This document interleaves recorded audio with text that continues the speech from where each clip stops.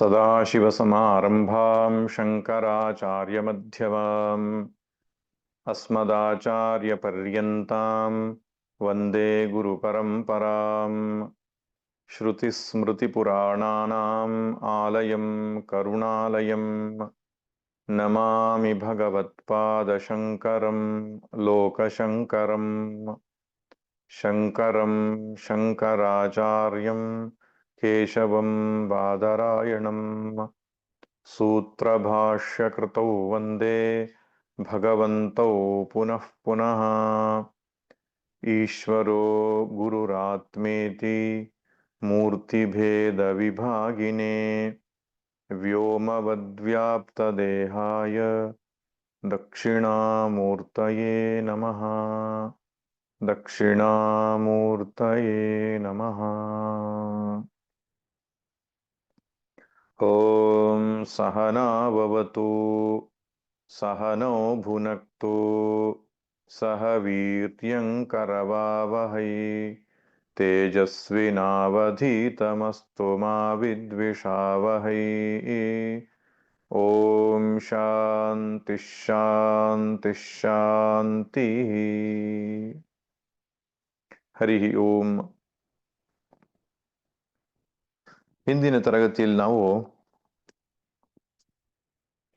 ಕಠೋಪನಿಷತ್ತಿನ ಕೊನೆಯ ವಲ್ಲಿ, 2ನೇ ಅಧ್ಯಾಯದ 3ನೇ ವಲ್ಲಿಯ ಮೊದಲ ಮಂತ್ರದ ಚಿಂತನೆಯನ್ನ ಮಾಡ್ತಾ ಇದ್ದೆವು.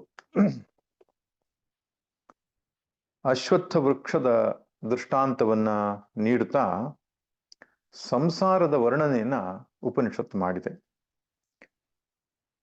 ಇದೇ ಶ್ಲೋಕವೇ ಭಗವದ್ಗೀತೆಯಲ್ಲೂ ಕೂಡ ಸ್ವಲ್ಪ ವಿಸ್ತಾರವಾಗಿ ಈ ಮಂತ್ರವೇ ಬಂದಿದೆ. ಊರ್ಧ್ವಮೂಲಮಧಃಶಾಖಮಶ್ವತ್ಥಂ ಪ್ರಾಹುರವ್ಯಯಂ ಎನ್ನುವಂತಹ ಮಂತ್ರ. ಸಂಸಾರ ವೃಕ್ಷಕ್ಕೂ ಹಾಗೂ ಈ ಅಶ್ವತ್ಥ ವೃಕ್ಷಕ್ಕೂ ಅನೇಕ ಸಾಮ್ಯತೆಗಳನ್ನ ಕಂಡುಕೊಂಡು ಉಪನಿಷತ್ತು ಆ ದೃಷ್ಟಾಂತವನ್ನು ನೀಡಿದೆ. ಹಿಂದಿನ ತರಗತಿಯಲ್ಲಿ 9 ಸಾಮ್ಯತೆಗಳನ್ನು ನೋಡಿದ್ದೆವು. ಒಂದು ಮಹತ್ವ, 2ನೇದು ಆದಿ ಅಂತ್ಯರಹಿತತ್ವ, 3ನೇದು ಅನಿರ್ವಚನೀಯತ್ವ, 4ನೇದು ಮೂಲವತ್ವ, 5ನೇದು ಶಾಖಾವತ್ವ, 6ನೇದು ಫಲವತ್ವ, 7ನೇದು ಪಕ್ಷಿ ಆಶ್ರಯತ್ವಂ, 8ನೇದು ಚಲನವತ್ವಂ, 9ನೇದು ಛೇದ್ಯತ್ವ. ಹೀಗೆ ಸಂಸಾರವೂ ಕೂಡ ಈ ಪ್ರಕಾರವಾಗಿ ಆಗಿರತಕ್ಕಂಥದ್ದು.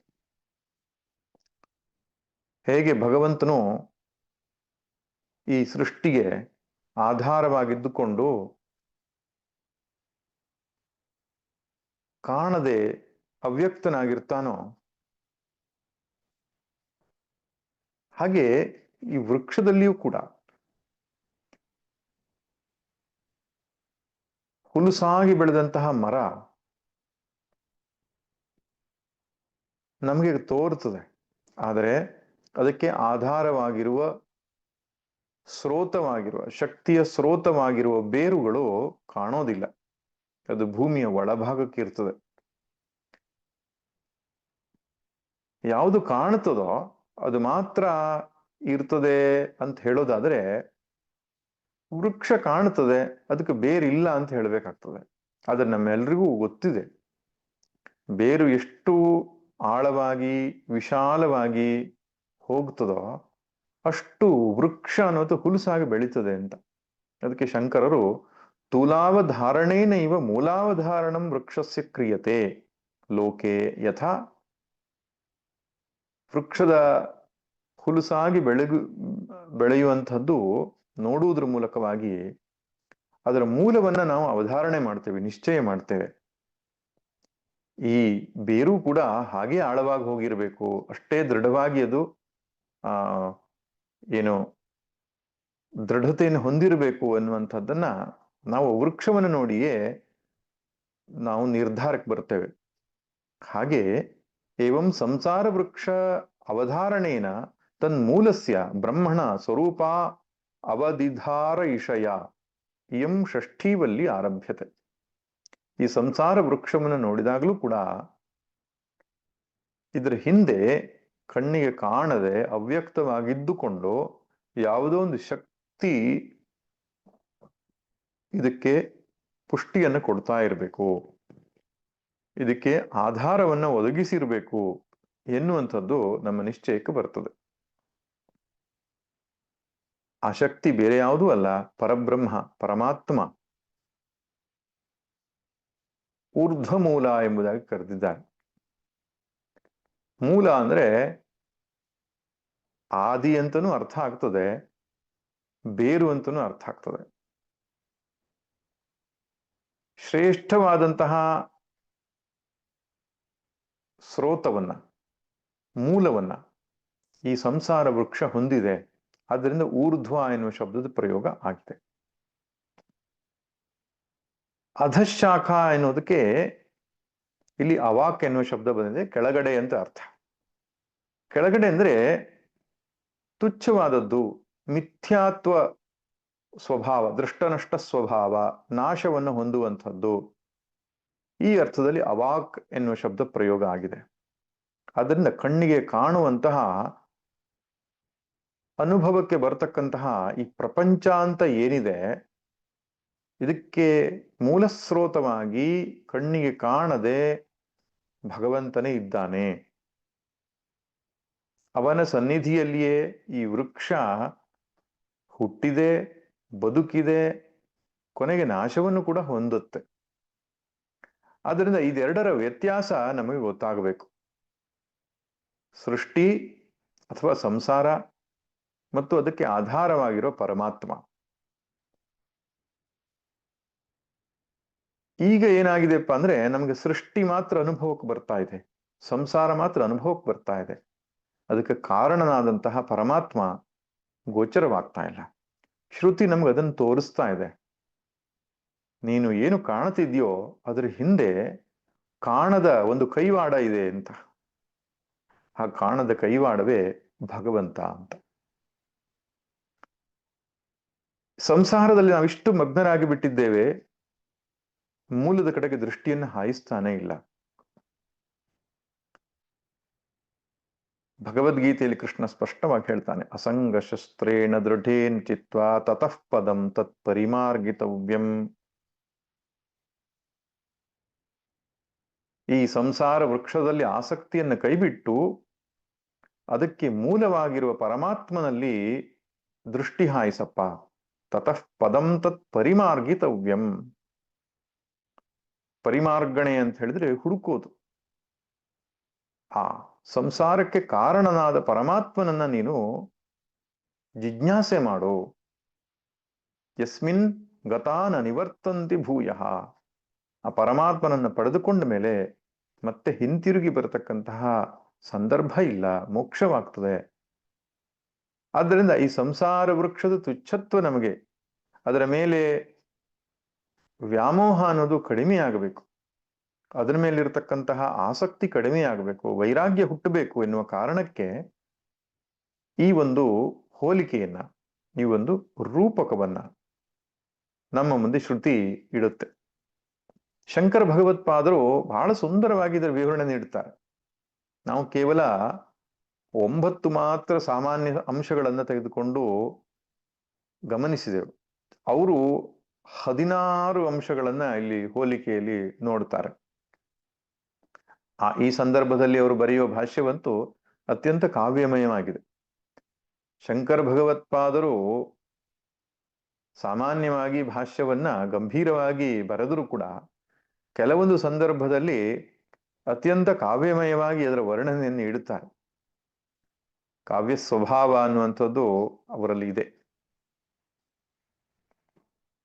ಆದ್ದರಿಂದಲೇ ಭಗವಂತನ ಅನೇಕ ಸ್ತೋತ್ರಗಳನ್ನ, ಅತ್ಯಂತ ಸುಂದರವಾದ ಸ್ತೋತ್ರಗಳನ್ನು ಕೂಡ ನಮಗೆ ಕೊಟ್ಟಿದ್ದಾರೆ.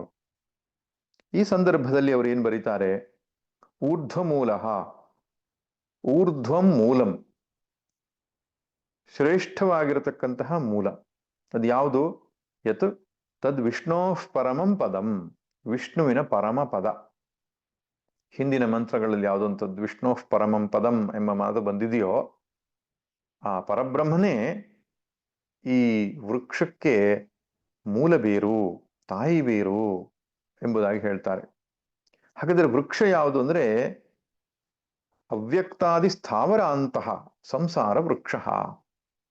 ಅವ್ಯಕ್ತದಿಂದ ಹಿಡಿದು ಸ್ಥಾವರ ಅಂದ್ರೆ ಈ ಜೀವರಾಶಿಗಳೇನಿದೆ ಅಥವಾ ವೃಕ್ಷಾದಿಗಳೇನಿದೆ ಅಲ್ಲಿವರೆಗೂ ಸಂಸಾರ ವೃಕ್ಷವೇ.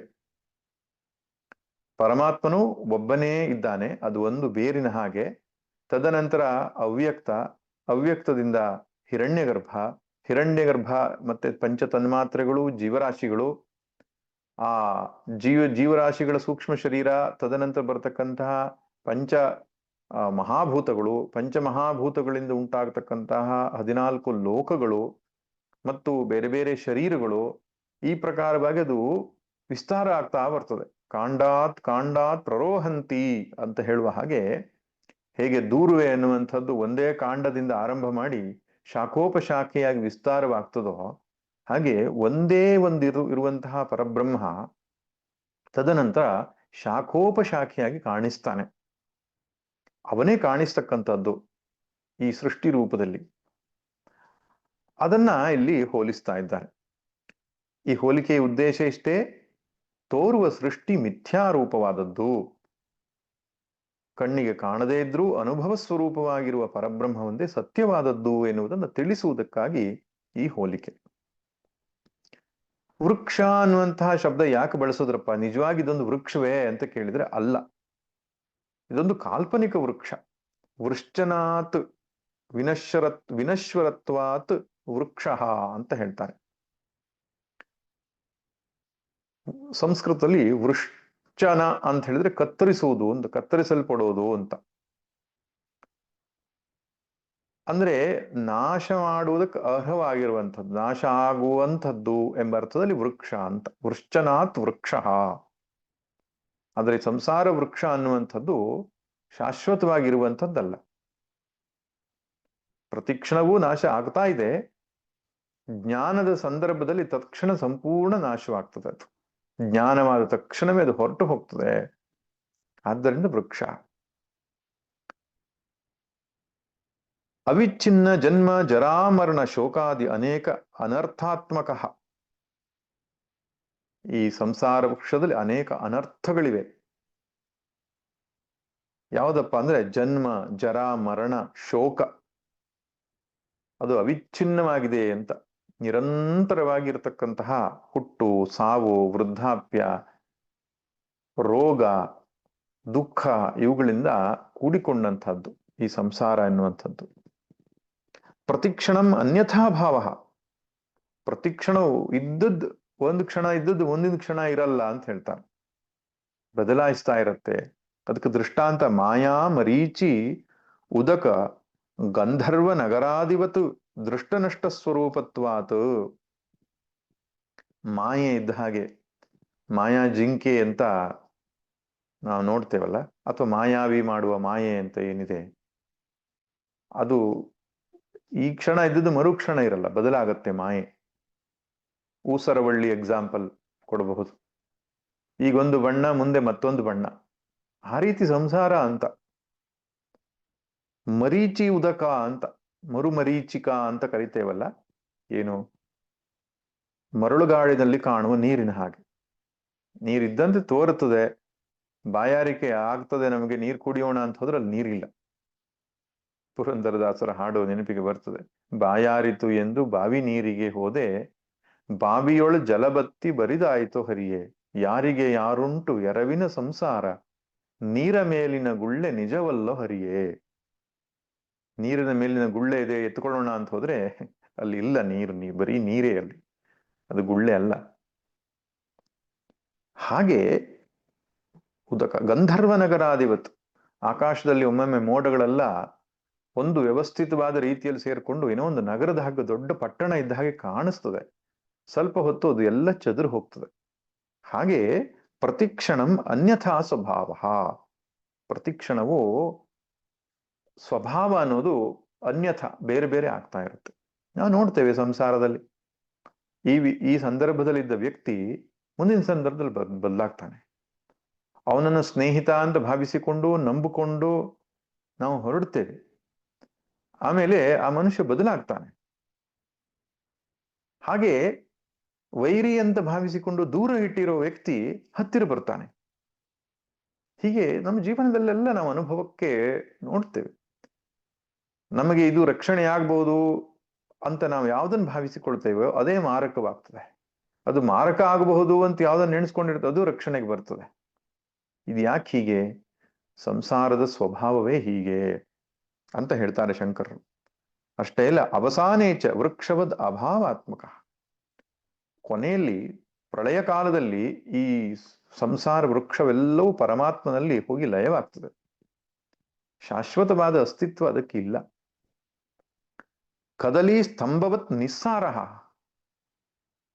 ಸರಿಯಪ್ಪ, ಇರುವಷ್ಟು ಕಾಲವಾದರೂ ಸಾರಭೂತವಾದದ್ದೇನೋ ಅಂತ ನೀವು ಪರೀಕ್ಷೆ ಮಾಡ್ಲಿಕ್ಕೆ ಹೋದ್ರೆ ಕದಲಿ ಸ್ತಂಭ. ಕದಲಿ ಅಂದ್ರೆ ಬಾಳೆ ಮರ. ಆ ಬಾಳೆ ಸ್ಕಂಧ ಏನಿದೆ, ಬುಡ ಏನಿದೆ, ಅದನ್ನ ಕತ್ತರಿಸಿ ಒಳಗಡೆಗೆ ಏನಿದೆ ನೋಡೋಣ ಅಂತ ಒಳ್ಳೆ ಪ್ಯಾಕಿಂಗ್ ಮಾಡಿದ್ದಾನೆ ಪರಮಾತ್ಮ. ಏನೋ ಒಂದು ಗಿಫ್ಟ್ ಇಟ್ಟಿರ್ಬೋದು ಅಂತ ಬಿಚ್ಚುತ್ತಾ ಹೋದ್ರೆ ಒಳಗೆ ನೋಡಿದ್ರೆ ಏನೂ ಇಲ್ಲ. ಹಾಗೆ ಈ ಸಂಸಾರವೂ ಅಷ್ಟೆ, ಏನೋ ಅದ್ಭುತ ಅದ್ಭುತ ಅಂತ ಕಾಣಿಸುತ್ತೆ. ವಿಚಾರ ಮಾಡ್ತಾ ಹೋದ್ರೆ ನಿಸ್ಸಾರ, ಅದು ಅರ್ಥರಹಿತವಾತ್, ಏನೇನು ಇಲ್ಲ ಅದರಲ್ಲಿ ಅಂತ.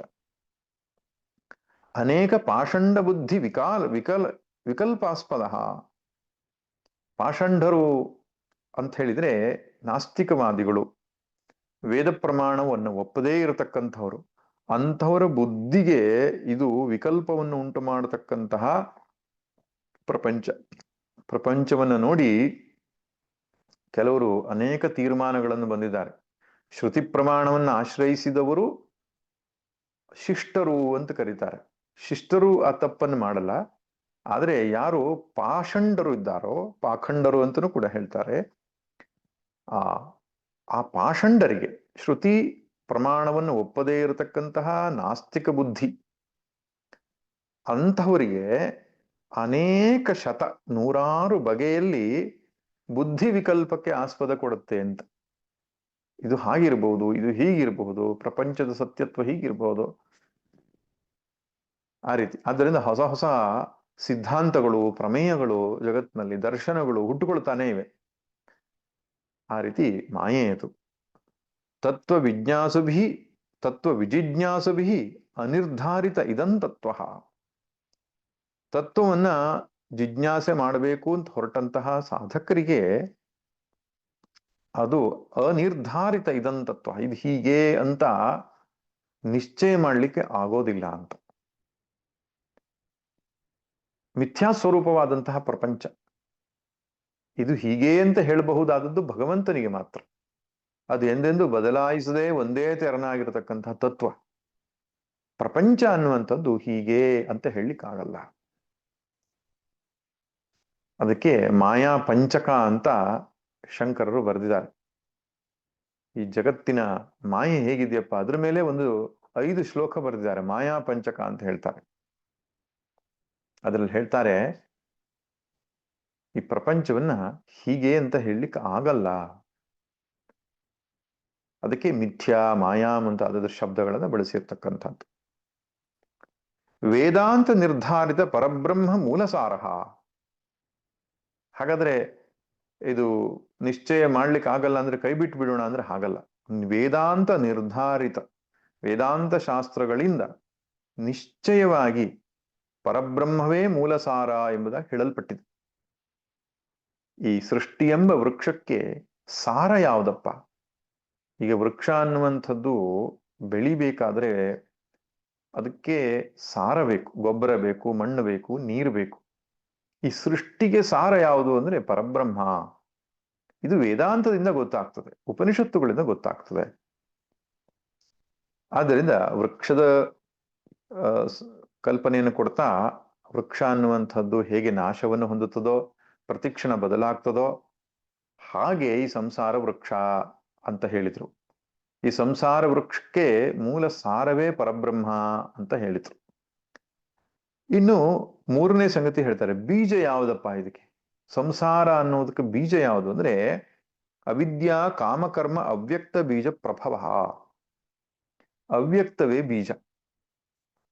ಅವ್ಯಕ್ತ ಅಂದ್ರೆ ಅವ್ಯಾಕೃತ ಎಂಬುದಾಗಿ ಕರೀತಾರೆ, ಮೂಲ ಪ್ರಕೃತಿ ಎಂಬುದಾಗಿ ಕರೀತಾರೆ.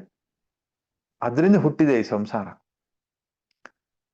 ಆ ಮೂಲ ಪ್ರಕೃತಿಗೆ ಈ ಸಂಸಾರ ವೃಕ್ಷವನ್ನು ಹುಟ್ಟಿಸುವುದಕ್ಕೆ ಕಾರಣ ಯಾವುದು ಅಂದ್ರೆ ಅವಿದ್ಯಾ ಕಾಮಕರ್ಮ. ಈ ಪ್ರತಿಯೊಂದು ಜೀವಿಗಳ ಅವಿದ್ಯೆ ಕಾಮ ಕರ್ಮದ ಬೀಜವೇ ಹೇತು. ಪ್ರಳಯ ಕಾಲದಲ್ಲಿ ಅವ್ಯಕ್ತದಲ್ಲಿ ಇರತಕ್ಕಂತಹ ಈ ಪ್ರತಿಯೊಂದು ಜೀವಿಯ ಅವಿದ್ಯಾ ಕಾಮ ಕರ್ಮಗಳಿಂದ ಈ ಸೃಷ್ಟಿ ಅನ್ನುವಂಥದ್ದು ಆಗಿದೆ. ಅವ್ಯಕ್ತ ಬೀಜ ಪ್ರಭವ. ಇನ್ನು ಹಾಗಾದ್ರೆ ಒಂದು ಒಂದು ಬೀಜ ಅನ್ನುವಂಥದ್ದು ಮೊಳಕೆ ಹೊಡಿಬೇಕಲ್ಲ, ಮೊಳಕೆ ಹೊಡೆದ ಮೇಲೆ ತಾನೇ ಅದು ಬೆಳೆಯುವುದು, ಸಸಿ ಆಗೋದು. ಮೊಳಕೆ ಯಾವುದಪ್ಪ ಅಂತ ಹೇಳಿದ್ರೆ ಅಪರಬ್ರಹ್ಮ ವಿಜ್ಞಾನ ಕ್ರಿಯಾಶಕ್ತಿ ದ್ವಯಾತ್ಮಕ ಹಿರಣ್ಯ ಗರ್ಭಾಂಕುರ. ಹಿರಣ್ಯ ಗರ್ಭನೇ ಮೊಳಕೆ ಅಂತ. ಅವ್ಯಕ್ತದಿಂದ ಮೊದಲು ಹುಟ್ಟುವವನು ಹಿರಣ್ಯ ಗರ್ಭ. ಸಮಷ್ಟಿ ಪ್ರಾಣ ಅಥವಾ ಸಮಷ್ಟಿ ಬುದ್ಧಿ ಎಂಬುದಾಗಿ ಕರೀತಾರೆ, ಮಹತ್ತತ್ವ ಎಂಬುದಾಗಿ ಕೂಡ ಕರೀತಾರೆ ಅವನಿಗೆ. ಆ ಹಿರಣ್ಯ ಗರ್ಭನು ಮೊಳಕೆಯ ಸ್ಥಾನೀಯನು ವೃಕ್ಷದಲ್ಲಿ, ವೃಕ್ಷದ ಈ ಕಲ್ಪನೆಯಲ್ಲಿ. ಅವನಿಗೆ ಅಪರಬ್ರಹ್ಮ ಅಂತ ಕರೀತಾರೆ. ಹಿರಣ್ಯ ಗರ್ಭನಿಗೆ ಸಗುಣ ಬ್ರಹ್ಮ, ಅಪರಬ್ರಹ್ಮ, ಸೋಪಾಧಿಕ ಬ್ರಹ್ಮ ಎಂಬುದಾಗಿ ಕರೀತಾರೆ. ಅವನು ವಿಜ್ಞಾನ ಮತ್ತು ಕ್ರಿಯಾಶಕ್ತಿ ದ್ವಯಾತ್ಮಕ. ಅವನು ಜ್ಞಾನ ಮತ್ತು ಕ್ರಿಯಾಶಕ್ತಿಯಿಂದ ಒಳಗೊಂಡಿರ್ತಾನೆ. ಕ್ರಿಯಾಶಕ್ತಿ ಅಂದ್ರೆ ಪ್ರಾಣ, ಜ್ಞಾನ ಶಕ್ತಿ ಅಂದ್ರೆ ಅರಿವು. ಅರಿವು ಮತ್ತು ಪ್ರಾಣ ಈ ಎರಡು ಶಕ್ತಿಗಳಿಂದ ಒಳಗೂಡಿ ಇರ್ತಾನೆ. ಅವನೇ ಬೀಜ, ಅವನೇ ಅಂಕುರ, ಮೊಳಕೆ. ಸರ್ವ ಪ್ರಾಣಿಲಿಂಗ ಭೇದ ಸ್ಕಂಧ. ಮೊಳಕೆ ಆಯ್ತು, ಸಸಿ ಆಯ್ತು. ಆ ಸಸಿ ಆಗುವಾಗ ಅದಕ್ಕೊಂದು ಬುಡ ಅಂತ ಇರ್ತದೆ, ಸ್ಕಂದ ಅಂತ ಹೇಳ್ತಾರೆ. ನಾವು ಕನ್ನಡದಲ್ಲಿ ಕಾಂಡ ಅಂತ ಹೇಳ್ತಾರೆ. ಬಹುಶಃ ಸ್ಕಂಧ ಶಬ್ದವೇ ಕಾಂಡ ಆಗಿರಬಹುದೇನೋ. ಆ ಸ್ಕಂದ ಯಾವುದು ಅಂದ್ರೆ ಸರ್ವ ಪ್ರಾಣಿ ಲಿಂಗ ಭೇದ. ಲಿಂಗ ಶರೀರ ಅಂತ ಇರ್ತದೆ, ಸೂಕ್ಷ್ಮ ಶರೀರ ಅಂತ. ಆ ಸಕಲ ಪ್ರಾಣಿಗಳ ಸೂಕ್ಷ್ಮ ಶರೀರವೇ ಇದಕ್ಕೆ ಕಾಂಡ ಅಂತ. ಅಂದ್ರೆ ಹಿರಣ್ಯ ಗರ್ಭನು ಸೃಷ್ಟಿಯನ್ನ ಮಾಡುವಾಗ, ಹಿರಣ್ಯ ಗರ್ಭ ಅಂದ್ರೆ ಸಮಷ್ಟಿ ಸೂಕ್ಷ್ಮ ಶರೀರ ಅಭಿಮಾನಿ. ಆದ್ರಿಂದ ಆ ಸಮಷ್ಟಿ ಸೂಕ್ಷ್ಮ ಶರೀರಗಳೇ ಆ ವೃಕ್ಷಕ್ಕೆ ಏನು ಮುಖ್ಯ ಶಾಖೆ ಆಯ್ತು ಅಥವಾ ಕಾಂಡವಾಯ್ತು. ಆಮೇಲೆ ಆ ವೃಕ್ಷ ಅನ್ನುವಂಥದ್ದು ಉಬ್ಬಿದೆ, ಅದು ಹೃಷ್ಟಪುಷ್ಟವಾಗಿದೆ, ಆ ದಪ್ಪವಾಗಿದೆ ಅದು ವೃಕ್ಷ. ಆ ದಪ್ಪ ಆಗ್ಲಿಕ್ಕೆ ಕಾರಣ ಏನದು ತತ್ತತ್ ತೃಷ್ಣ. ತತ್ತತ್ ತೃಷ್ಣ ಜಲಾವಸೇಕೋದ್ಭೂತ ದರ್ಪ. ಸಂಸ್ಕೃತದಲ್ಲಿ ದರ್ಪ, ಕನ್ನಡದಲ್ಲಿ ದಪ್ಪ. ಆಯಾ ಜೀವರಾಶಿಯ ಬಯಕೆ ಎನ್ನುವಂತಹ ನೀರಿನಿಂದ ವೃಕ್ಷ ದಪ್ಪವಾಗಿದೆ. ಬುದ್ಧಿ ಇಂದ್ರಿಯ ವಿಷಯ ಪ್ರವಾಲ ಅಂಕುರ. ಅಂಕುರ ಪ್ರವಾಲ ಅಂದ್ರೆ ಚಿಗುರು ಅಂತ. ಈ ವೃಕ್ಷದಲ್ಲಿ ಟಿಸಿಲುಗಳು ಬಂದಾಗ, ಶಾಖೆಗಳು ಬಂದಾಗ ಅಂದಾದ್ಮೇಲೆ ಅಲ್ಲಿ ಚಿಗುರು ಬರಬೇಕು. ಎಲೆ ಬರೋದಕ್ಕಿಂತ ಹಿಂದಿನ ಸ್ಥಿತಿ ಚಿಗುರು.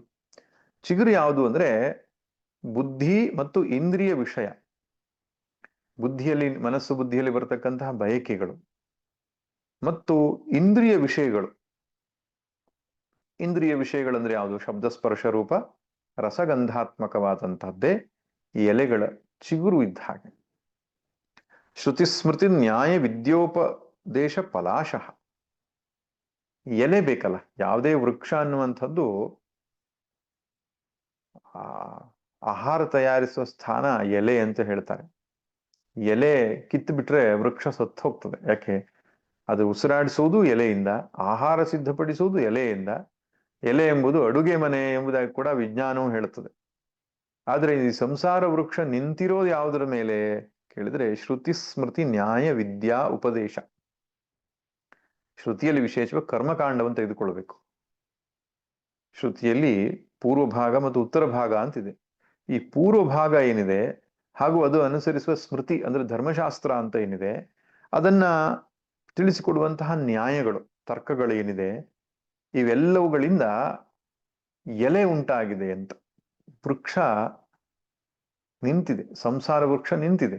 ಇದನ್ನು ಮಾಡು, ಇದನ್ನು ಮಾಡಬೇಡ, ಈ ಅಪೇಕ್ಷೆಯಿಂದ ಈ ಕರ್ಮವನ್ನು ಮಾಡು, ಈ ಕರ್ಮವನ್ನು ಮಾಡೋದ್ರಿಂದ ಇಂತಹ ಫಲ ಸಿಗುತ್ತೆ, ಈ ಪ್ರಕಾರವಾದಂತಹ ಉಪದೇಶ ಕೊಡ್ತಕ್ಕಂತಹ ಶಾಸ್ತ್ರ ಏನಿದೆ ಅವುಗಳಿಂದ ಅದು ಎಲೆಗಳ ರೂಪದಲ್ಲಿದೆ.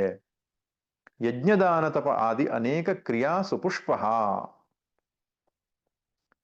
ಹಾಗೆ ಎಲೆ ಮುಂದುವರೆದು ಹೂ ಬರುತ್ತಲ್ಲ, ಹೂ ಯಾವುದಪ್ಪ ಅಂದ್ರೆ ಯಜ್ಞದಾನ ತಪ ಆದಿ ಅನೇಕ ಕ್ರಿಯಾ.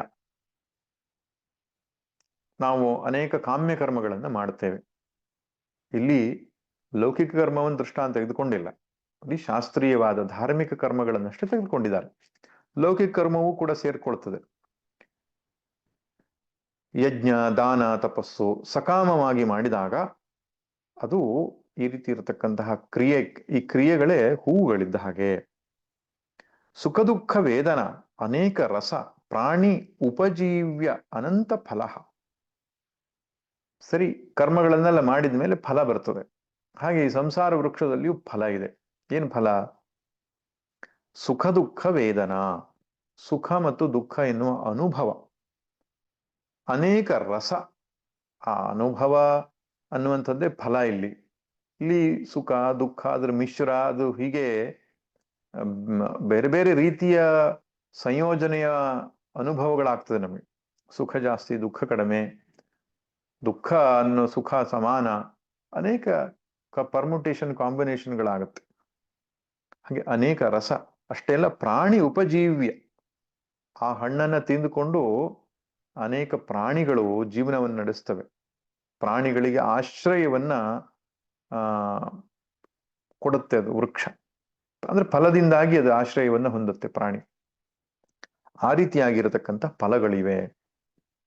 ತತ್ತೃಷ್ಣ ತೃಷ್ಣಾ ಸಲಿಲಾವಸೇಕ ಪ್ರರೂಢ ಜಡೀಕೃತ ದೃಢಬದ್ಧ ಮೂಲ. ವೃಕ್ಷಕ್ಕೆ ಕಿರುಬೇರುಗಳು ಅಂತ ಇರ್ತದೆ, ಸೆಕೆಂಡರಿ ರೂಟ್ಸ್ ಅಂತ.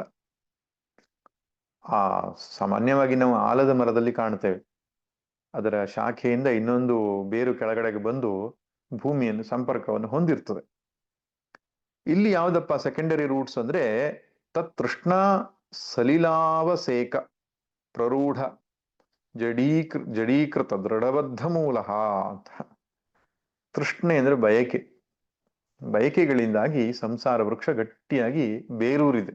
ಒಂದೆರಡಲ್ಲ, ಅನೇಕ ಬಯಕೆಗಳನ್ನ ಜೀವಗಳು ಹೊಂದಿದ್ದಾರೆ. ಸತ್ಯನಾಮಾದಿ ಸಪ್ತಲೋಕ ಬ್ರಹ್ಮಾದಿಭೂತ ಪಕ್ಷೀಕೃತ ನೀಡ. ಈಗ ಗೂಡುಗಳು ಬೇಕಲ್ಲ, ಪಕ್ಷಿಗಳು ಗೂಡು ಕಟ್ಟಬೇಕಲ್ಲ. ಇದು ಗೂಡು ಯಾವುದಪ್ಪ ಅಂದ್ರೆ ಸತ್ಯನಾಮಾದಿ ಸಪ್ತಲೋಕ. ಊರ್ಧ್ವ ಸಪ್ತಲೋಕ, ಅಧ ಸಪ್ತಲೋಕ, ಒಟ್ಟು 14 ಲೋಕಗಳು ಅಂತ ಹೇಳ್ತಾರೆ. 14 ಲೋಕಗಳೇ ಗೂಡು. ಪಕ್ಷಿಗಳು ಯಾವುದಪ್ಪ ಅಂದ್ರೆ ಬ್ರಹ್ಮಾದಿ ಪಿಪೀಲಿಕಾಂತದವರೆಗೂ ಕೂಡ ಬಂತು. ಎಲ್ಲ ಜೀವರಾಶಿಗಳೇ ಆ ಗೂಡಿನಲ್ಲಿರ್ತಕ್ಕಂತಹ ಪಕ್ಷಿಗಳು. ಪಕ್ಷೀಕೃತ ನೀಡ, ನೀಡ ಅಂದ್ರೆ ಗೂಡು ಅಂತ ಅರ್ಥ. ಇನ್ನು ವೃಕ್ಷದಲ್ಲಿ ಕೋಲಾಹಲ ಆಗ್ತಾ ಇರ್ತದೆ, ಪಕ್ಷಿಗಳೆಲ್ಲ ಗಜಿಬಿಜಿ ಗಲಿಬಿಲಿ ಮಾಡ್ತಾ ಇರ್ತವೆ, ಕಲರವ ಮಾಡ್ತಾ ಇರ್ತವೆ. ಅದು ನಮ್ಮ ಸಂಸಾರ ವೃಕ್ಷದಲ್ಲಿ ಹೇಗಿರ್ತದೆ? ಪ್ರಾಣಿ ಸುಖ ದುಃಖ ಉದ್ಭೂತ ಹರ್ಷ ಶೋಕ ಜಾತ ನೃತ್ಯಗೀತ ವಾದಿತ ಕ್ಷೇಲಿತ ಆಸ್ಫೋಟಿತ ಹಸಿತ ಆಕೃಷ್ಟ ರುದಿತ ಹಾಹ ಮುಂಚೆ ಮುಂಚೆ ಇತ್ಯಾದ್ಯನೇಕ ಶಬ್ದಕೃತ ತುಮುಲೀಭೂತ ಮಹಾರವಹ ಅಂತ ಅದ್ಭುತವಾಗಿ ವರ್ಣಿಸ್ತಾರೆ. ಅಂದ್ರೆ ಆ ಪಕ್ಷಿಗಳಲ್ಲಿ ಇರತಕ್ಕಂತ ಹಕ್ಕಿಗಳು ಹೇಗೆ ಗಲಾಟೆ ಮಾಡುತ್ತೋ, ಇದು ಗೂಡಿನಲ್ಲಿರುವ ಹಕ್ಕಿಗಳು, ಹಾಗೆ ಸಂಸಾರದಲ್ಲಿಯೂ ಗಲಾಟೆಗಳಿದೆ. ಅದು ಗಲಾಟೆ ಯಾವುದು ಅಂದ್ರೆ ಆ ಪ್ರಾಣಿಗಳ ಸುಖ ದುಃಖಗಳಿಂದ ಉಂಟಾದ ಹರ್ಷದಿಂದಲೂ ಶೋಕದಿಂದಲೂ ಉಂಟಾದ ಕುಣಿತ, ಹಾಡು, ವಾದ್ಯಗಳು. ಆಮೇಲೆ ಕ್ಷೇಲಿತ ಅಂದ್ರೆ ಹಾರಿ ಮೇಲೆ ಬೀಳೋದು, ಆಸ್ಫೋಟಿತ ಅಂದ್ರೆ ತೋಳುಗಳಿಂದ ಪಟ್ಟು ಹಿಡಿಯೋದು, ನಗೋದು, ಹಿಡಿದು ಎಳೆಯೋದು, ಅಳುವುದು, ಹಾ ಮುಂಚ ಬಿಡು ಬಿಡು ನನ್ನನ್ನ ಅಂತ ಹೇಳುವಂಥದ್ದು.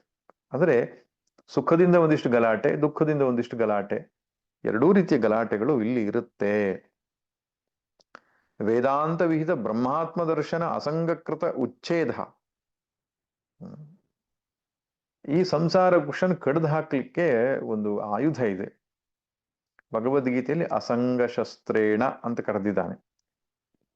ಇಲ್ಲಿ ವೇದಾಂತವೀತ ಬ್ರಹ್ಮಾತ್ಮ ದರ್ಶನ, ವೇದಾಂತದಲ್ಲಿ ತಿಳಿಸಿದ ಹಾಗೆ ಜೀವಬ್ರಹ್ಮೈಕ್ಯ ಜ್ಞಾನ ಎನ್ನುವಂಥದ್ದು ಆ ವಿವೇಕ ಅನ್ನುವಂಥದ್ದೇ ಕೊಡ್ಲಿ. ಈ ಕೊಡಲಿ ಅನ್ನುವಂಥದ್ದು ಹೇಗೆ ಬೇರೆ ಬೇರೆ ಮಾಡ್ತದೋ ಹಾಗೆ ವಿವೇಕ ಅನ್ನುವಂಥದ್ದು ಕೂಡ ಬೇರೆ ಬೇರೆ ಮಾಡತ್ತೆ.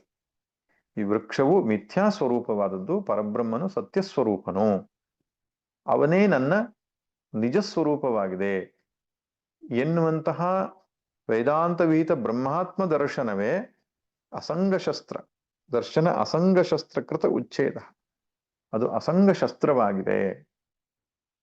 ಅದರಿಂದ ಅಸಂಗ ಭಾವ ಅನ್ನೋದು ಬರ್ತದೆ.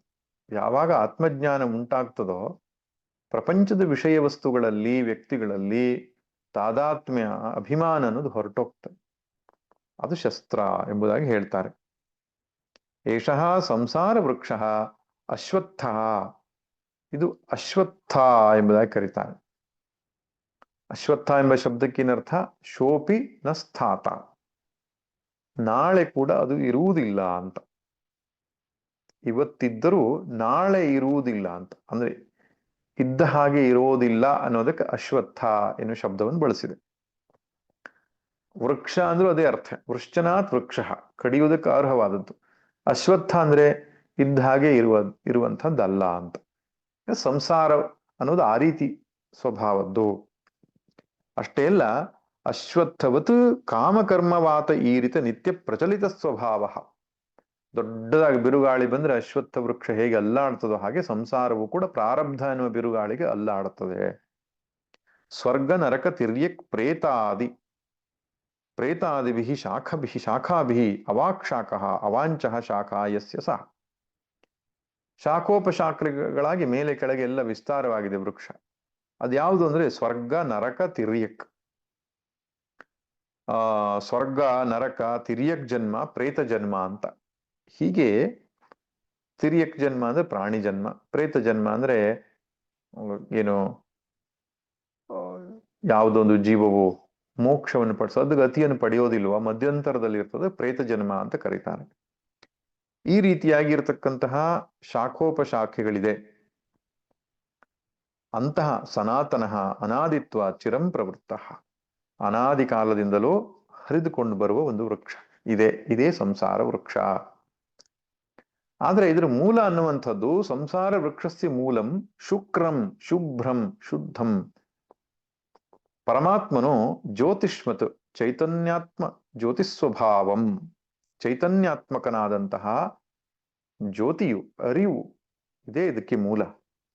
ತದೇವ ಬ್ರಹ್ಮ, ಅದಕ್ಕೆ ಬ್ರಹ್ಮ ಎಂಬುದಾಗಿ ಕರೀತಾರೆ. ತದೇವ ಅಮೃತಂ, ಅದು ಅಮೃತ ಸ್ವರೂಪವಾಗಿದೆ, ಅವಿನಾಶಿ ಸ್ವಭಾವವಾಗಿದೆ.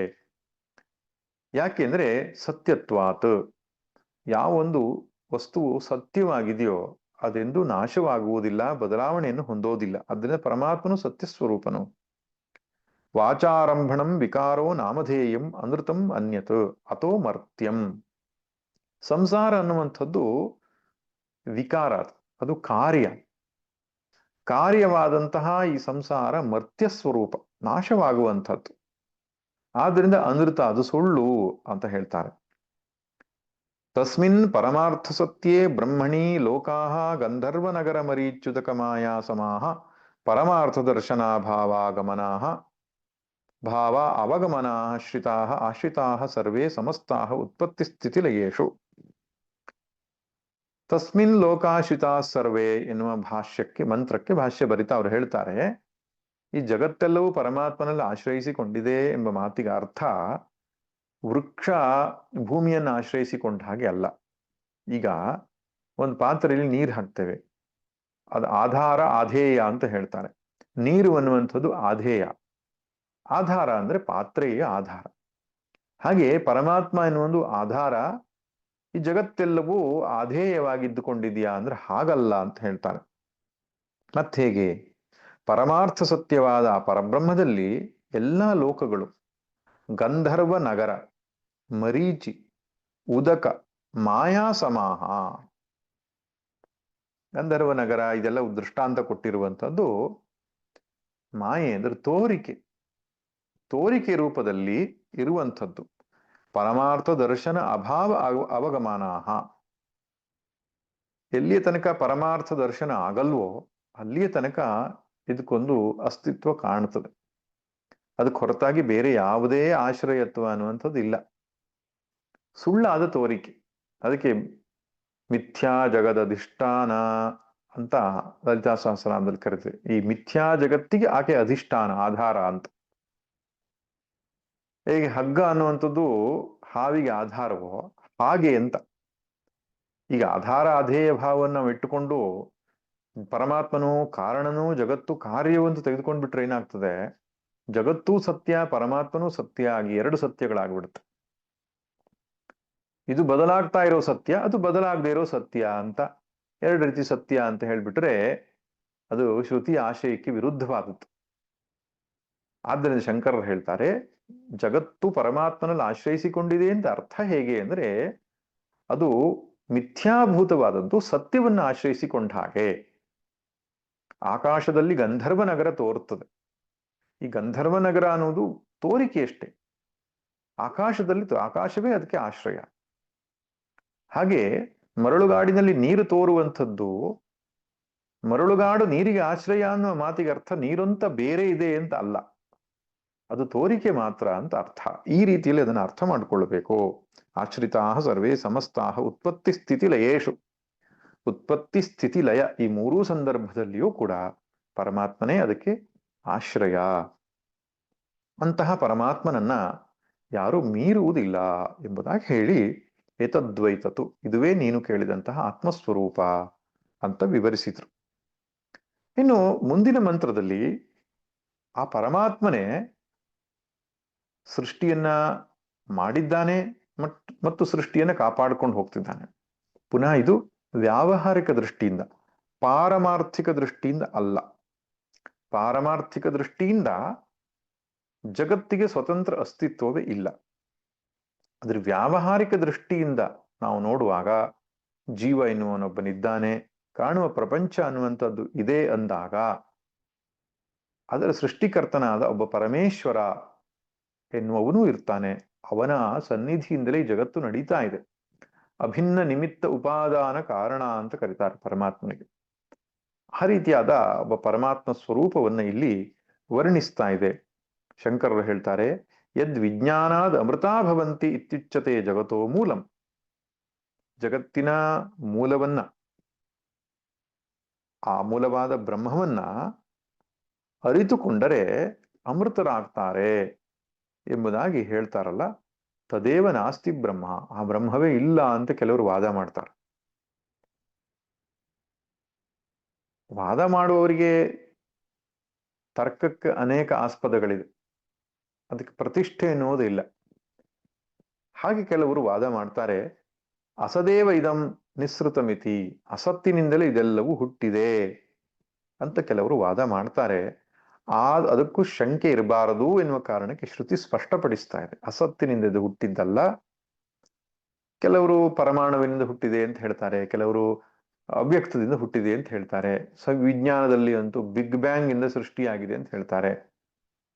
ಬಗೆ ಬಗೆಯಾದ ವಾದಗಳಿದೆ ಸೃಷ್ಟಿಯ ವಿಷಯದಲ್ಲಿ. ಆದರೆ ಶ್ರುತಿ ಸೃಷ್ಟಿಯ ವಿಷಯದಲ್ಲಿ ಏನು ಪ್ರತಿಪಾದನೆ ಮಾಡುತ್ತೆ ಅನ್ನೋದು ಸ್ಪಷ್ಟಪಡಿಸುವುದಕ್ಕಾಗಿ ಮುಂದಿನ ಮಂತ್ರ, ಯದಿದಂಕಿಂಚ ಜಗತ್ ಸರ್ವಂ ಪ್ರಾಣ ಏಜತಿ ನಿಸ್ಸೃತಂ ಮಹದ್ಭಯಂ ವಜ್ರಮುದ್ಯತಂ ಯ ಏತದ್ವಿದುರಮೃತಾಸ್ತೆ ಭವಂತಿ. ಇದಂ ಯತ್ ಕಿಂಚ ಜಗತ್ ಸರ್ವಂ ಪ್ರಾಣೇ ಸತಿ ನಿಸ್ಸೃತಂ ಏಜತಿ. ಇದಂ ಅಂತ ಕರೆದರೆ ನಮ್ಮ ಎದುರಿಗೆ ಇರತಕ್ಕಂಥ, ನಮ್ಮ ಪಂಚ ಜ್ಞಾನೇಂದ್ರಿಯಗಳಲ್ಲಿ ಜ್ಞಾನೇಂದ್ರಿಯಗಳಿಗೆ ಅನುಭವಕ್ಕೆ ಬರುವಂತಹ ಇದಂ ಎಂಬ ಶಬ್ದಕ್ಕೆ ಅರ್ಥ. ಜಗತ್ ಸರ್ವಂ, ಈ ಸರ್ವಂ ಜಗತ್, ಈ ಜಗತ್ತೆಲ್ಲವೂ. ಜಗತ್ ಎನ್ನುವ ಶಬ್ದಕ್ಕೆ ಗಚ್ಚತಿ ಇತಿ ಜಗತ್ತು ಅಂತ. ಅದು ಬದಲಾಗ್ತಾ ಇದೆ, ಚಲಿಸ್ತಾ ಇದೆ, ಆದ್ದರಿಂದ ಜಗತ್ ಅಂತ ಕರೀತಾರೆ. ಕಣ್ಣಿಗೆ ಕಾಣುವ ಯಾವೊಂದು ಈ ಜಗತ್ತಿದೆಯೋ ಇದೆಲ್ಲವೂ ಕೂಡ ಪ್ರಾಣೇ ಸತಿ ನಿಸ್ಸೃತಂ ಏಜತಿ. ಪ್ರಾಣನಿರುವುದರಿಂದ ಇದು ಅವನಿಂದ ಹುಟ್ಟಿದೆ ಮತ್ತು ಚಲಿಸ್ತಾ ಇದೆ. ನಿಸೃತಂ ಅಂದ್ರೆ ಹುಟ್ಟಿದೆ, ಹೊರ ಬಂದಿದೆ. ಸೃಧಾತುವಿಗೆ ಸರಣ ಹೋಗುವುದು ಅಂತ ಅರ್ಥ.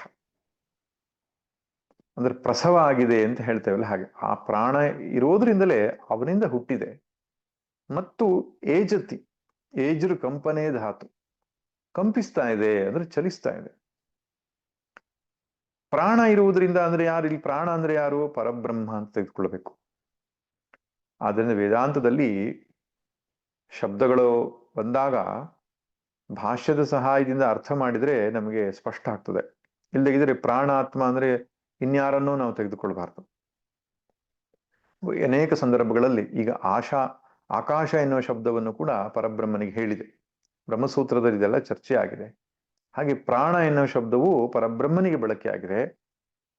ಹಾಗೆ ಧರ್ಮ ಎನ್ನುವ ಶಬ್ದ ಇರಬಹುದು, ಅಕ್ಷರ ಅನ್ನುವ ಶಬ್ದ ಇರಬಹುದು. ಹೀಗೆ ಬೇರೆ ಬೇರೆ ಶಬ್ದಗಳಿಂದ ಪರಬ್ರಹ್ಮನ್ನ ಕರೆದಿದ್ದಿದೆ.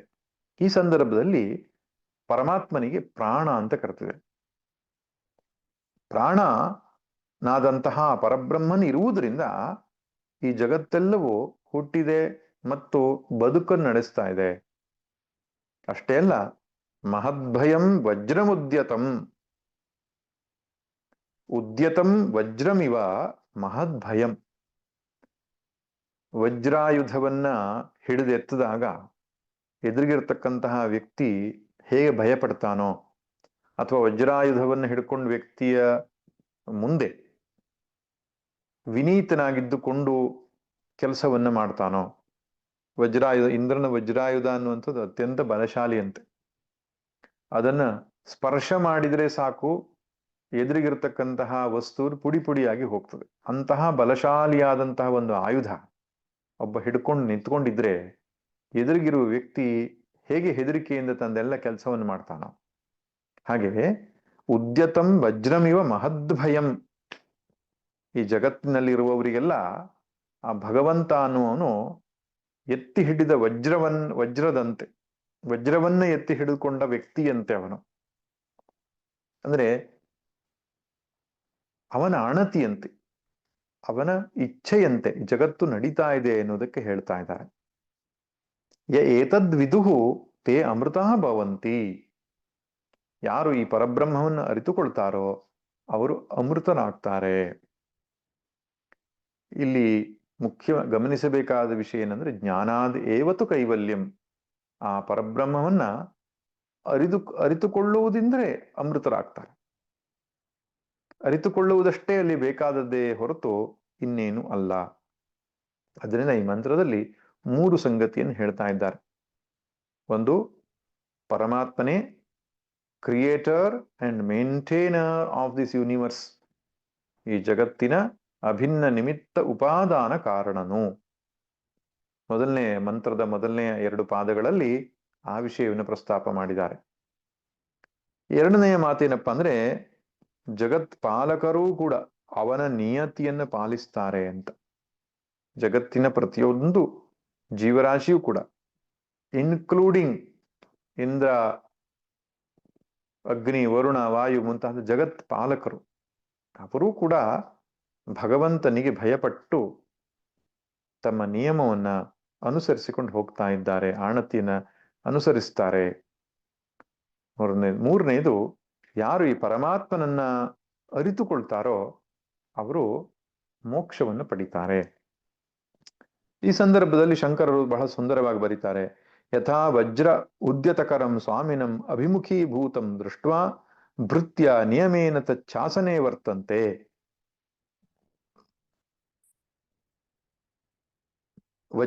ವಜ್ರಾಯುಧವನ್ನ ಹಿಡಿದುಕೊಂಡ ಸ್ವಾಮಿಯನ್ನ ಅಭಿಮುಖೀಭೂತಂ ದೃಷ್ಟ, ಅವನ ಎದುರಿಗೆ ಬಂದಿರೋದನ್ನು ನೋಡಿ ಭೃತ್ಯ ನಿಯಮೇನ ತಚ್ಚಾಸನೆ ವರ್ತಂತೆ, ಸೇವಕರು ಅವನ ನಿಯಮದಿಂದ ಅಂದ್ರೆ ನಿಯತವಾಗಿ ಅವನ ಆದೇಶವನ್ನ ಪಾಲಿಸ್ತಾರೋ. ತಥಾ ಇದಂ ಚಂದ್ರ ಆದಿತ್ಯ ಗ್ರಹ ನಕ್ಷತ್ರ ತಾರಾದಿ ಲಕ್ಷಣಂ ಜಗತ್ಸೇಶ್ವರಂ ನಿಯಮೇನ ಕ್ಷಣಮಪಿ ಅವಿಶ್ರಾಂತಂ ವರ್ತತೆ ಇತ್ಯುಕ್ತಂ ಭವತಿ. ಈ ಮಾತಿನ ಮೂಲಕವಾಗಿ ಏನ್ ಹೇಳಿದಾಗ ಆಗತ್ತೆ ಅಂದ್ರೆ, ಈ ಜಗತ್ ಪಾಲಕರು ಅಂತ ಇದ್ದಾರಲ್ಲ, ಅವರು ಚಂದ್ರ, ಆದಿತ್ಯ, ಗ್ರಹ, ನಕ್ಷತ್ರ, ತಾರ ಆದಿ ಲಕ್ಷಣಂ ಜಗತ್. ಇವರೆಲ್ಲರೂ ಕೂಡ ಈಶ್ವರನ ನಿಯಮದಿಂದ ಕ್ಷಣಮಪಿ ಅವಿಶ್ರಾಂತಂ ಬರ್ತಂತೆ, ಒಂದು ಕ್ಷಣವೂ ಕೂಡ ವಿಶ್ರಾಂತಿ ತೆಗೆದುಕೊಳ್ಳದೆ ಕೆಲಸ ಮಾಡ್ತಾ ಇದ್ದಾರೆ. ಯಾಕೆಂದ್ರೆ ಯಾರೋ ಅಲ್ಲಿ ವಜ್ರ ಎತ್ಕೊಂಡಿದ್ದಾರೆ ಅನ್ನೋ ಹಾಗೆ. ಅರ್ಥಾತ್ ಇಷ್ಟೇ, ಭಗವಂತನ ಸಾನ್ನಿಧ್ಯದಿಂದ ಇವೆಲ್ಲವೂ ಕೆಲಸ ಮಾಡ್ತಾ ಇದೆ, ಭಗವಂತನ ನಿಯಮದಂತೆ ಇದೆಲ್ಲವೂ ಕೆಲಸ ಮಾಡ್ತಾ ಇದೆ ಅಂತ. ಅದಕ್ಕೆ ದಾಸರು ಒಂದ್ ಕಡೆಗೆ ಸಕಲ ಗ್ರಹಬಲ ನೀನೆ ಸರಸಿಜಾಕ್ಷ ಅಂತ ಕರೆದಿದ್ದಾರೆ. ಈ ಗ್ರಹ, ನಕ್ಷತ್ರ, ತಾರೆ, ಚಂದ್ರ ಮುಂತಾದವುಗಳು ಈಶ್ವರನ ಇಚ್ಛೆಯಂತೆ ನಡೀತಾ ಇವೆ. ಇಲ್ಲೊಂದು ಗಮನಿಸಬೇಕಾದ ಅಂಶ ಏನಂದ್ರೆ, ಸ್ವತಂತ್ರವಾಗಿ ಅವುಗಳು ಯಾರ ಮೇಲೂ ಯಾವ ಪ್ರಭಾವವನ್ನು ಬೀರ್ಲಿಕ್ಕಾಗಲ್ಲ. ನಾವು ಎಷ್ಟೋ ಸಲ ಈ ಜ್ಯೋತಿಷ್ಯಾದಿ ಶಾಸ್ತ್ರಗಳ ಸಂದರ್ಭದಲ್ಲಿ ಹೇಳೋದುಂಟು, ನಿನಗೆ ಶನಿಯು ತೊಂದರೆ ಕೊಡ್ತಾ ಇದ್ದಾನೆ, ನಿನಗೆ ಯಾವುದೋ ಒಂದು ದೋಷ ಅನ್ನುವಂಥ ತೊಂದರೆ ಕೊಡ್ತಿದೆ, ಯಾವುದೋ ಗ್ರಹ ತೊಂದರೆ ಕೊಡ್ತಾ ಇದೆ, ಅಥವಾ ಯಾವುದೋ ಒಂದು ಗ್ರಹ ಅನುಕೂಲಕರವಾಗಿದೆ ಅದರಿಂದ ಚೆನ್ನಾಗಿದೆ ಅಂತ. ಯಾವುದೋ ದೋಷ ಇದೆ ಅಂದ್ರೆ ಅವಾಗ ಆ ಗ್ರಹಕ್ಕೆ ಪೂಜೆ ಮಾಡು ಮುಂತಾದವುಗಳನ್ನು ಹೇಳ್ತಾರೆ. ಆದರೆ ಉಪನಿಷತ್ತಿನ ಪ್ರಕಾರ ಅವೆಲ್ಲವೂ ತಮ್ಮ ತಮ್ಮ ಕರ್ತವ್ಯವನ್ನು ಮಾಡ್ತಾ ಇವೆ. ಯಾವುದೇ ಒಂದು ವ್ಯಕ್ತಿಗೆ ಸುಖವನ್ನೋ ದುಃಖವನ್ನೋ ಯಾವುದೇ ಗ್ರಹ ನಕ್ಷತ್ರ ತಾರಾದಿಗಳು ಕೊಡೋಲ್ಲ, ತಮ್ಮ ತಮ್ಮ ಕರ್ತವ್ಯದಲ್ಲಿ ನಿರತವಾಗಿದೆ. ಹಾಗಿದ್ರೆ ಜ್ಯೋತಿಷ್ಯ ಶಾಸ್ತ್ರ ಅನ್ನೋದು ಸುಳ್ಳೆ ಅಂದ್ರೆ ಹಾಗಲ್ಲ. ಏನಾಗಿದೆ ಅಂದ್ರೆ, ಆಯಾ ಗ್ರಹಗಳು ಆಯಾ ರಾಶಿಗಳಲ್ಲಿ ಇರುವಾಗ ಅವನ ಕರ್ಮಫಲವನ್ನ ಅದು ನಿರ್ದೇಶ ಮಾಡುತ್ತೆ. ಆ ಮೂಲಕವಾಗಿ ಕರ್ಮಫಲವನ್ನ ಅಧ್ಯಯನ ಮಾಡುವಂತಹ ಒಂದು ವಿಜ್ಞಾನವನ್ನ ಪ್ರಾಚೀನರು ಕಂಡುಕೊಂಡಿದ್ದಾರೆ, ಅದೇ ಜ್ಯೋತಿಷ್ಯ ವಿಜ್ಞಾನ. ಗ್ರಹಗಳು ನೇರವಾಗಿ ಅವನ ಮೇಲೆ ವಿನಾಕಾರಣವಾಗಿ ಪ್ರಭಾವ ಬೀರೋದಿಲ್ಲ, ಅವನ ಕರ್ಮವನ್ನ ಅವು ತೋರಿಸಿಕೊಡುತ್ತವೆ ಹೊರತು ಕರ್ಮವನ್ನು ಉಂಟು ಮಾಡೋದಿಲ್ಲ, ಕರ್ಮ ಫಲವನ್ನು ಉಂಟು ಮಾಡೋದಿಲ್ಲ. ಯಾಕೆಂದ್ರೆ ಹಾಗೆ ಮಾಡ್ಲಿಕ್ಕೆ ಅವ್ರಿಗೆ ಸಾಧ್ಯ ಇಲ್ಲ. ಶನಿಯು ಏನೋ ಒಂದು ಉದ್ದೇಶ ಇಟ್ಟುಕೊಂಡು ಒಬ್ಬ ವ್ಯಕ್ತಿ ಮೇಲೆ ತನ್ನ ಪ್ರಭಾವವನ್ನು ತೋರಿಸ ಕಥೆಗಳಲ್ಲೆಲ್ಲ ಬರಬಹುದು ಹಾಗೆ. ಆದ್ರೆ ಈಶ್ವರನ ಇಚ್ಛೆಯಂತೆ ಅವು ತಮ್ಮ ತಮ್ಮ ಕಾರ್ಯದಲ್ಲಿ ತೊಡಗಿಕೊಂಡಿವೆ. ಬರೀ ಇಚ್ಛೆ ಇಲ್ಲ, ಅದು ಎಷ್ಟು ಸುಂದರ ಹೇಳಿದ್ರೆ, ವಜ್ರಾಯುಧವನ್ನು ಹಿಡ್ಕೊಂಡು ನಿಂತ್ಕೊಂಡಿದ್ದಾನ ಅವನು. ಹೆಚ್ಚು ಕಡಿಮೆ ಮನಸ್ಸಿಗೆ ಬಂದ ಕೆಲಸ ಮಾಡಿದ್ರೆ ವಜ್ರಾಯುಧದ ಪೆಟ್ಟಿನ ಭಯ ಇದೆ ಅವರಿಗೆ.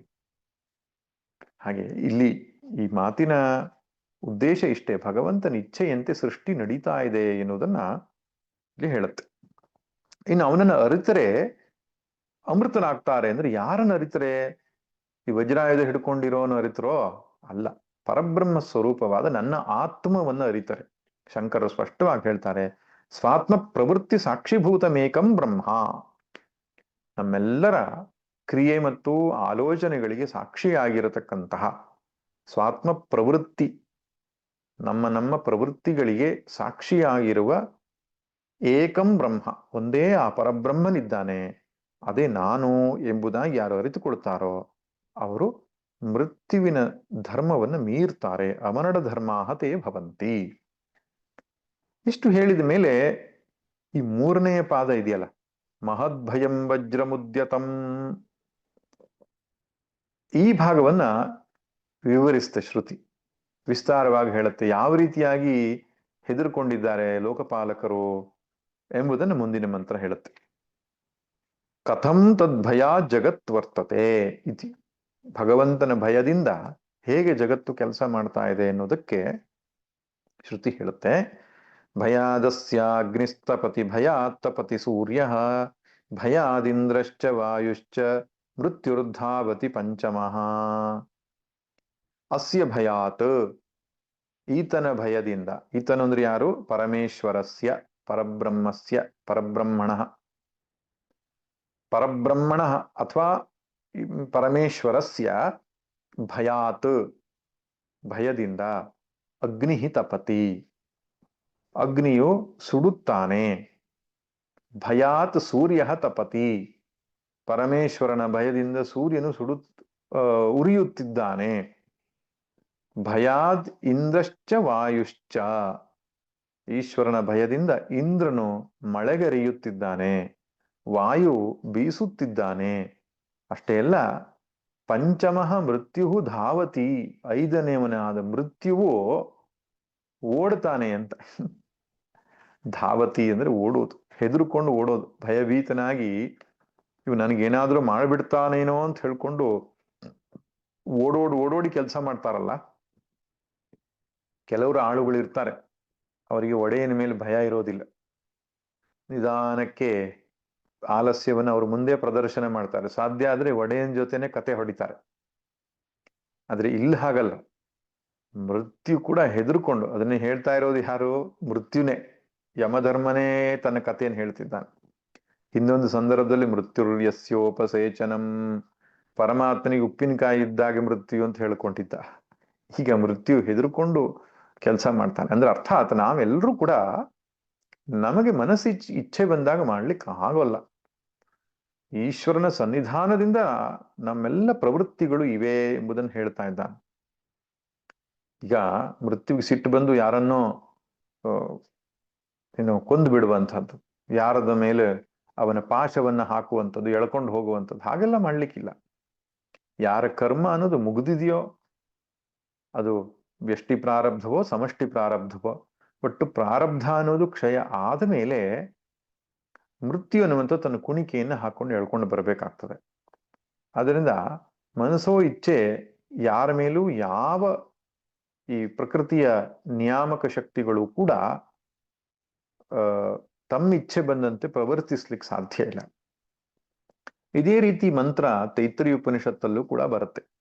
ಭೀಷಾಸ್ಮಾದ್ ವಾತಃ ಪವತೆ ಭೀಷೋದೇತಿ ಸೂರ್ಯ ಭೀಷಾಸ್ಮಾದಗ್ನಿಶ್ಚೇಂದ್ರಶ್ಚ ಮೃತ್ಯುರ್ಧಾವತಿ ಪಂಚಮಃ ಅಂತ ಬರುತ್ತೆ. ಇದೇ ರೀತಿಯಾದ ಮಂತ್ರ. ಪಂಚಮನಾದ ಮೃತ್ಯು ಧಾವತಿ, ಓಡುತ್ತಾನೆ ಅಂತ. ಇಂದ್ರ, ಅಗ್ನಿ, ವಾಯು, ವರುಣ, ಸೂರ್ಯ, ಚಂದ್ರ, ಈ ಮುಂತಾದಂತಹ ಈ ದೇವತಾ ಶಕ್ತಿಗಳು ಪ್ರಕೃತಿಯಲ್ಲಿ ಏನು ಕೆಲಸ ಮಾಡ್ಕೊಂಡು ಹೋಗ್ತಾ ಇವೆ, ಈಶ್ವರನ ಸನ್ನಿಧಿಯಿಂದಲೇ ನಡ್ಕೊಂಡು ಹೋಗ್ತಾ ಇದೆ. ಸನ್ನಿಧಾನ ಕರ್ತೃತ್ವ ಅಂತ ಹೇಳ್ತಾರೆ ಇದಕ್ಕೆ. ನಾವಿಷ್ಟೆಲ್ಲ ವೇದಾಂತ ಚರ್ಚೆ ಮಾಡಿದ್ಮೇಲೆ ಹಾಗಾದ್ರೆ ಭಗವಂತ ಅನ್ನೋದು ಒಳ್ಳೆ ಬಾಸ್ ಇದ್ದ ಹಾಗೆ ಅಂತ. ಕಂಪನಿಗಳಲ್ಲಿ ಕೆಲವು ಬಾಸ್ಗಳು ಇರ್ತಾರೆ, ಅವ್ರು ಎಲ್ಲರ ಹತ್ರನೂ ಚೆನ್ನಾಗಿ ಕೆಲಸ ಮಾಡಿಸ್ಕೋತಾರೆ. ಹಾಗೆ ಒಂದು ರೀತಿ ಬಾಸ್ ಇವನು ಅಂತ. ಇಲ್ಲಿ ನಮ್ಮ ಬಾಸ್ ಆಗಿರೋ ಪರಬ್ರಹ್ಮ ಏನು ಮಾಡಲ್ಲ, ಅದನ್ನ ಮಾಡು ಇದನ್ನ ಮಾಡು ಅಂತ ಹೇಳಲ್ಲ. ಅವನು ಸುಮ್ಮನೆ ಇರ್ತಾನೆ, ಅವನ ಸಾನ್ನಿಧ್ಯವೇ ಸಾಕು. ಎಲ್ಲವೂ ತಮ್ಮ ತಮ್ಮ ಕೆಲಸವನ್ನ ನಿಯಮದಿಂದ ಮಾಡ್ಕೊಂಡು ಹೋಗ್ತಾ ಇವೆ. ನೋಡಿ, ಈ ದೇವತೆಗಳು ಅಂತ ಹೇಳಿದಾಗ ವ್ಯಷ್ಟಿ ಮತ್ತು ಸಮಷ್ಟಿ ಎರಡೂ ಸಂದರ್ಭದಲ್ಲಿ ದೇವತೆಗಳನ್ನ ಅರ್ಥೈಸಿಕೊಳ್ಬೇಕು. ಸಮಷ್ಟಿಯಲ್ಲಿ ಸೂರ್ಯನ ಚಾಲನೆಯನ್ನ ಅಥವಾ ಸೂರ್ಯನ ಕಾರ್ಯವನ್ನ ಮಾಡಿದ್ರೆ, ವ್ಯಷ್ಟಿಯಲ್ಲಿ ಕಣ್ಣು ನೋಡುವ ಕಾರ್ಯವನ್ನ ಮಾಡತ್ತೆ. ಸೂರ್ಯ ಎಂದಾಗ ವ್ಯಷ್ಟಿಯಲ್ಲಿ ಕಣ್ಣಿಗೆ ಅಧಿದೇವತೆಯಾಗಿ, ಸಮಷ್ಟಿಯಲ್ಲಿ ಸೂರ್ಯನಿಗೆ ಅಂದ್ರೆ ಆ ಸೂರ್ಯ ಬಿಂಬಕ್ಕೆ ಅಧಿದೇವತೆಯಾಗಿರ್ತಾನೆ. ಹಾಗೆ ಇಂದ್ರ ಎನ್ನುವ ಶಕ್ತಿಯು ಅಷ್ಟೆ. ಹಸ್ತಯೋರ್ ಇಂದ್ರಹ, ನಮ್ಮ ಕೈಯಲ್ಲಿ ಏನಾದ್ರೂ ಕೆಲಸ ಮಾಡ್ಬೇಕಾದ್ರೆ ಇಂದ್ರನ ಅನುಗ್ರಾಹಕ ಶಕ್ತಿಯನ್ನು ಕೊಡಬೇಕು. ಸಮಷ್ಟಿಯಲ್ಲಿ ಅನೇಕ ಕಾರ್ಯಗಳು, ಬಲ ಶಕ್ತಿಯ ಕಾರ್ಯಗಳು ಏನೇನಿದೆಯೋ ಅದು ಇಂದ್ರನಿಗೆ ಸಂಬಂಧಪಟ್ಟಂಥದ್ದು.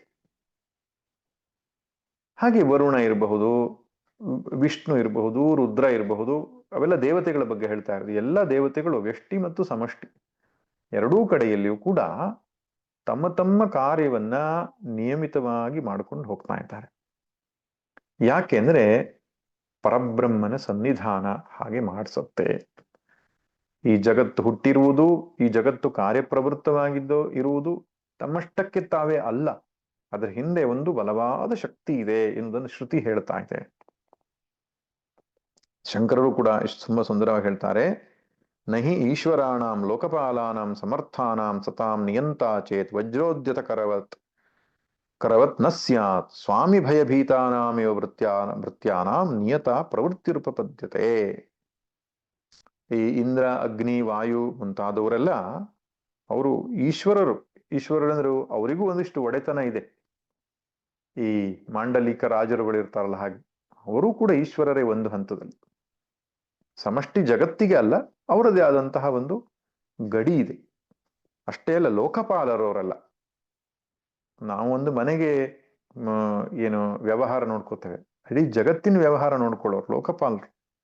ಸಮರ್ಥಾನ, ತುಂಬಾ ಸಮರ್ಥರಿದ್ದಾರೆ, ಅಂಥವರೂ ಕೂಡ ತಮ್ಮ ತಮ್ಮ ಕೆಲಸವನ್ನ ಸರಿಯಾಗಿ ಮಾಡ್ಕೊಂಡು ಹೋಗ್ತಾ ಇದ್ದಾರೆ ಅಂದ್ರೆ ಅರ್ಥ ಏನು? ಅಲ್ಲೊಬ್ಬ ಪರಮೇಶ್ವರ ಇದ್ದಾನೆ. ವಜ್ರ ಉದ್ಯತಕರವತ್ ನ ಸ್ಯಾತ್. ಅಂಥ ಒಂದು ಶಕ್ತಿ ಇಲ್ಲದಿದ್ರೆ ಅವರಿಗೆ ನಿಯಮನ ಮಾಡುವವರೇ ಇರ್ತಿರ್ಲಿಲ್ಲ. ಅಷ್ಟು ಸಾಮರ್ಥ್ಯ ಉಳ್ಳವರನ್ನ ನಿಯಮನ ಮಾಡೋದಿಕ್ಕೆ ಅದೊಂದು ಶಕ್ತಿ ಇರ್ಲಿಕ್ಕೇ ಬೇಕು. ಹೇಗೆ ಸ್ವಾಮಿ ಭಯಭೀತಾನಾಮಿವ ಭೃತ್ಯಾನ, ಒಡೆಯನಿಗೆ ಹೆದರುಕೊಂಡು ಕೆಲಸಗಾರರು ಕೆಲಸ ಮಾಡುವ ಹಾಗೆ. ನಾವು ಎಷ್ಟೋ ಸಲ ಕೆಲಸ ಮಾಡಿಸುವಾಗೆಲ್ಲ ಗಮನಿಸ್ತೇವೆ, ಕೆಲಸಗಾರರು ಮೌನವಾಗಿ ತಮ್ಮ ಕೆಲಸವನ್ನು ಗಂಭೀರವಾಗಿ ಮಾಡ್ತಾ ಇದ್ದಾರೆ ಅಂದ್ರೆ ಅರ್ಥ ಪಕ್ಕದಲ್ಲಿ ಯಜಮಾನ ಕೂತ್ಕೊಂಡಿದ್ದಾನೆ, ಇಂಜಿನಿಯರ್ ಪಕ್ಕದಲ್ಲಿ ಕೂತ್ಕೊಂಡಿದ್ದಾರೆ, ವರ್ಕರ್ಸ್ ಕೆಲಸ ಮಾಡ್ತಾ ಇದ್ದಾರೆ. ಅವ್ರು ಹೊರಟೋದ್ರು ಅಂದ್ರೆ ಒಬ್ರು ಕೂತ್ಕೊಳ್ತಾನೆ, ಮತ್ತೊಬ್ಬ ನೀರು ಕುಡಿತಾನೆ, ಮತ್ತೆ ಇನ್ನೇನೋ ಮಾಡ್ತಾನೆ, ಕತೆ ಹೊಡಿತಾರೆ. ಹೀಗೆ ಜಗತ್ತು ವ್ಯವಸ್ಥಿತವಾಗಿ ನಡ್ಕೊಂಡು ಹೋಗ್ತಾ ಇದೆ ಅಂದ್ರೆ ಅರ್ಥ ಅಲ್ಲೊಂದು ಕಣ್ಣಿಗೆ ಕಾಣದ ಶಕ್ತಿ ಪ್ರಪಂಚವನ್ನ ಮುನ್ನಡೆಸ್ತಾ ಇದೆ ಎಂಬುದನ್ನ ನಾವು ಅರ್ಥೈಸಬೇಕು ಅಂತ ಶ್ರುತಿ ನಮಗೆ ಹೇಳ್ತಾ ಇದೆ. ಜಗತ್ತು ಒಡೆಯನಿಲ್ಲದ ಮನೆಯ ಹಾಗ ಅಲ್ಲ. ಇಲ್ಲೊಬ್ಬ ಪರಮಾತ್ಮ ಇದ್ದಾನೆ, ಇಲ್ಲೊಬ್ಬ ಸೃಷ್ಟಿಕರ್ತ ಇದ್ದಾನೆ. ಅವನಿಗೆ ನೀವು ವಿಷ್ಣು ಎನ್ನುತ್ತೀರೋ, ಶಿವ ಎನ್ನುತ್ತೀರೋ, ಜಗನ್ಮಾತೆ ಅಂತ ಹೇಳುತ್ತೀರೋ, ಹೆಸರು ಏನೇ ಇರಲಿ, ರೂಪ ಏನೇ ಇರಲಿ, ಅವನ ಸನ್ನಿಧಾನದಿಂದ ಇದೆಲ್ಲವೂ ನಡ್ಕೊಂಡು ಹೋಗ್ತಾ ಇದೆ. ಮಯಾಧ್ಯಕ್ಷೇಣ ಪ್ರಕೃತಿ ಸೂಯತೆ ಸಚರಾಚರಂ. ನನ್ನ ಅಧ್ಯಕ್ಷತೆಯಲ್ಲಿ ಇದೆಲ್ಲವೂ ನಡೆಯುತ್ತೆ ಅಂತ ಭಗವದ್ಗೀತೆಯಲ್ಲಿ ಹೀಗೆ ಹೇಳಿದಾನೋ, ಶ್ರುತಿಯಲ್ಲೂ ಕೂಡ ಅವನು ಹಾಗೆ ಹೇಳ್ತಾನೆ. ಭಯ ಎನ್ನುವ ಶಬ್ದ ಬಳಸಿದಾನೆ ಇಲ್ಲಿ. ಶ್ರುತಿ ಭಯ ಎನ್ನುವ ಶಬ್ದ ಬಳಸಿದೆ ಅಂದ್ರೆ ಅರ್ಥ